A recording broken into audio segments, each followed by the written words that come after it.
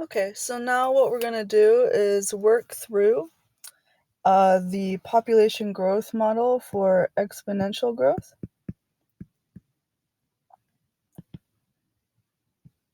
And that equation for the model was dn over dt is equal to r times n. And let's just look and see what happens when we change different parameters. So dn is the population size change,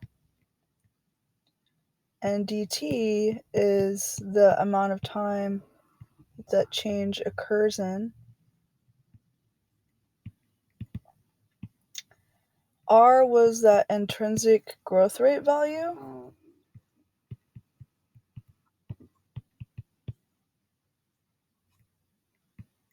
which is based on how many babies an individual can have based on resources and things like that.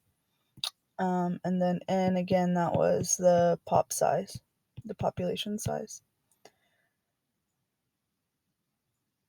When R is greater than 0, what does that mean for dn over dt? So R is greater than 0, then dn over dt is going to do what?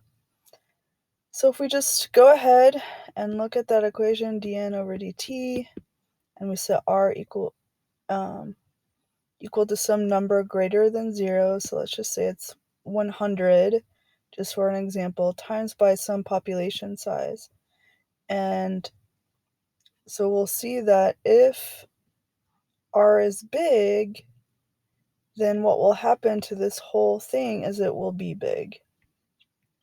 And so our dn dt will be large, which means growth. All right. Now what happens when dn over dt, when R is less than 0? So that means that R is some negative value, and let's just say negative 100, for example. So when we do that, the quantity R times N becomes very negative. And so this quantity dn over dt then decreases, so populations decline.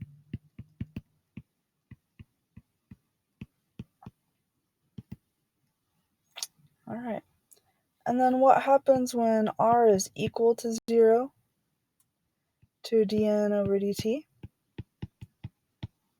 Again, we're just going to set R equal to 0 and see what happens to our equation. So R times N would be 0 times N. And so that multiplied together is 0. So our dn dt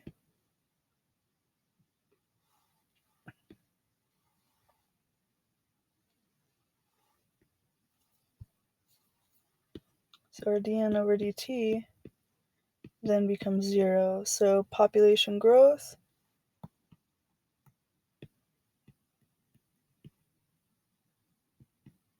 there's none.